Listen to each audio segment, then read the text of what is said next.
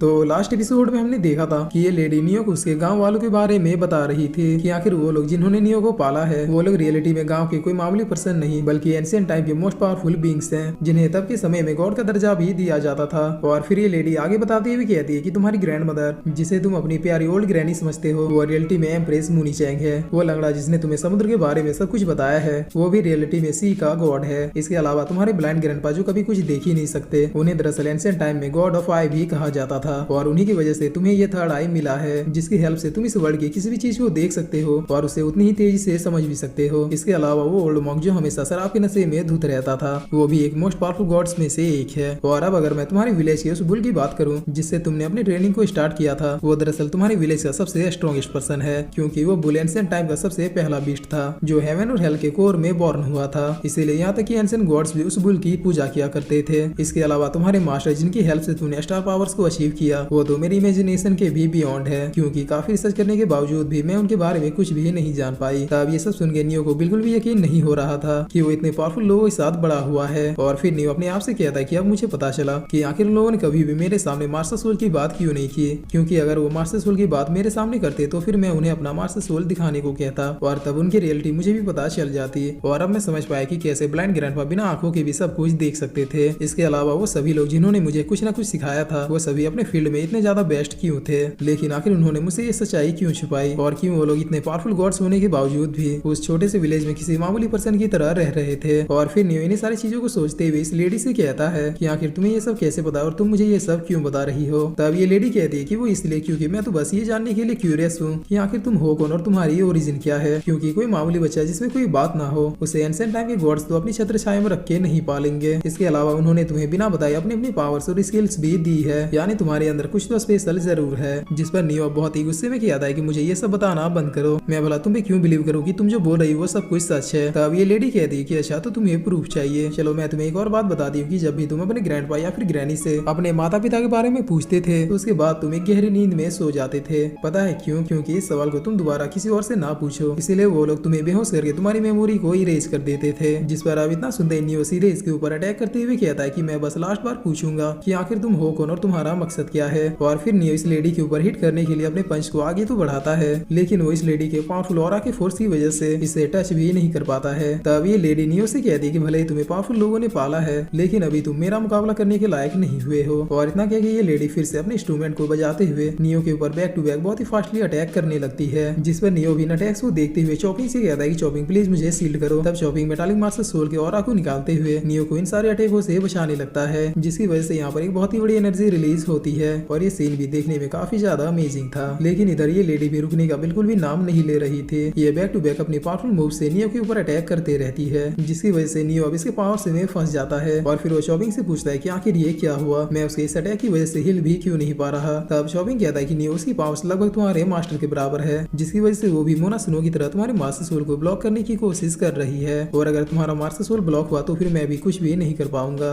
जिस पर नियो अब अपने मन में सोचते हुए कहता है कि मेरे ख्याल से ये लेडी अब बहुत ही ज्यादा गुस्से में आ चुकी है। इसका मतलब अगर मैंने कुछ भी नहीं किया तो फिर ये मुझे मार भी सकती है, तो इससे पहले कि ये मुझे मारे मुझे इसे खत्म करना होगा। इसके अलावा ये मेरे बारे में सब कुछ जानती है, अगर मैंने इसे जिंदा छोड़ दिया तो फिर ये फ्यूचर में मेरे लिए बहुत ही बड़ा खतरा बन सकती है। और अब यही सब सोचते हुए नियो अपने फॉर्म में आते हुए इस लेडी के इन बैरियर्स को तुरंत ही तोड़ देता है। तब ये लेडी भी नियो के ऊपर अपने अटैक को कंटिन्यू करते रहती है, जिसकी वजह से यहाँ पर एक बहुत ही बड़ा धमाका होता है। जिस पर तभी नियो इस धमाके के बीच से अपने मेटालिक मास्टर सोल और अपने ग्रैनी के टेक्निक्स को यूज करता हुआ सीधे इस लेडी के ऊपर अटैक करने के लिए बढ़ जाता है। तब ये लेडी भी नियो को रोकने के लिए अपने और भी पावरफुल अटैकों को नियो के ऊपर करने लगती है, जिसकी वजह से नियो बहुत ही ज्यादा पीछे हट जाता है। तब ये लेडी अपने मन में कहती है कि मैंने कभी एक्सपेक्ट नहीं किया था कि ये लड़का एम्प्रेस मुनी चैन के पालन को इतनी परफेक्टली सीख लेगा, लेकिन वो तो अच्छा है कि इस लड़के का क्यूआई भी बहुत ही ज्यादा वीक है। जिस पर नियो फिर से अपनी एक और पाल्म अटैक को क्रिएट करता हुआ इस लेडी से कहता है कि आज चाहे जो भी हो, लेकिन तुम्हें मैं इतनी आसानी से नहीं जाने दूंगा। तब ये लेडी कहती है कि बच्चे वो तो शुक्र मनाओ कि तुम्हारे पास एक 10,000 साल पुराना एंशिएंट स्पिरिट है, वरना तुम मेरे एक ब्लो को भी झेलने के लायक नहीं थे, क्योंकि अभी तक तुमने खुद से बस एक ही मार्शल स्पिरिट को अवेक किया है जो कि मेरे सामने किसी भी काम का नहीं है। जिस पर नियो कहता है कि अभी मुझे इससे कोई फर्क नहीं पड़ता कि मैं कितना ही ज्यादा स्ट्रॉन्ग हूँ या फिर कितना ही ज्यादा वीक हूँ, बस मुझे इस बात से फर्क पड़ता है कि मैं तुम्हें डिफीट कर पाता हूँ या फिर नहीं। और इतना तुम समझ लो कि अगर मैं तुमसे जीत नहीं सकता तो तुम्हें भी खुद से किसी भी हालत में जीतने नहीं दूंगा। तब ये लेडी भी अपनी ट्रू पावर्स को जनरेट करते हुए कहती है कि चलो अब अगर तुमने अपना मन बना ही लिया है तो फिर मैं भी ये देखने के लिए बहुत ही ज्यादा एक्साइटेड हूँ कि आखिर तुम्हारे विलेज के लोगों ने तुम्हें क्या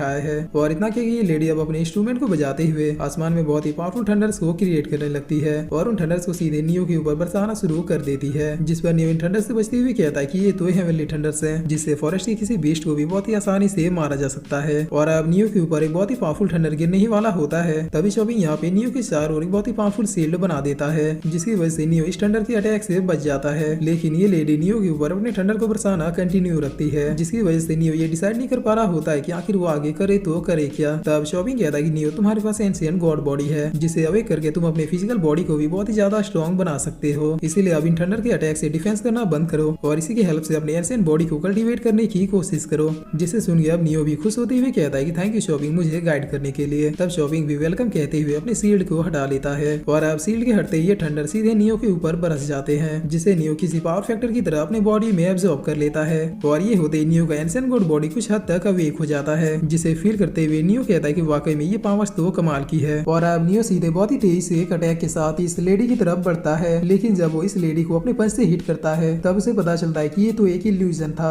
जिसे देखकर नियो थोड़ा शॉक होते हुए कहता है कि मैंने तो आखिर यहाँ पे उसके ऑरा को फील किया था, तो फिर इसके बावजूद भी ये इल्यूजन कैसे हो सकता है। और फिर नियो अपने आसपास देखते हुए कहता है कि ये भी जरूर कोई एंशिएंट टाइम की टेक्निक होगी, जिसकी वजह से मैं इसकी टेक्निक में फंस गया, लेकिन कोई बात नहीं, इससे निपटने का मेरे पास उपाय है। और ये कहकर नियो अब अपने थर्ड आई को अपेयर करने लगता है, जिसका नाम आई ऑफ गॉड था, जिस पर अब इस थर्ड आई की पावर से नियो यहाँ पे मौजूद सारे इल्यूजन को देख पाता है, जो कि उस लेडी ने किसी धुएं की तरह चारों तरफ फैला दिया था। और अब अचानक से लेडी नियो के आसपास से गुजरने लगती है। तब नियो तुरंत ही अपने हाथों से इस लेडी को पकड़ लेता है, जिस पर अब ये लेडी बहुत ही ज्यादा भोली बनती हुई कहती है कि क्या तुम एक रियल मैन हो के मुझ जैसी एक वीक औरत को मारोगे। तब नियो कहता है कि मैडम मेरे ख्याल से इस दुनिया में मौजूद सारी औरतों को आप ही के जितना वीक होना चाहिए। और फिर नियो बहुत ही गुस्से में कहता है कि बताओ आखिर तुम कौन हो और मेरे बारे में ये सब कैसे जानती हो, और हाँ झूठ बोलने की कोशिश बिल्कुल भी मत करना, वरना तुम्हें मारने में मैं जरा भी संकोच नहीं करूंगा। जिस पर ये लेडी नियो को बिना पता चले अपने पास में से एक परफ्यूम को रिलीज कर देती है और इसे फैलाते हुए नियो के बहुत ही ज्यादा करीब आ जाती है। तब इस परफ्यूम के स्मेल को फील करते हुए नियो कहता है कि ये तो बहुत ही अच्छा है।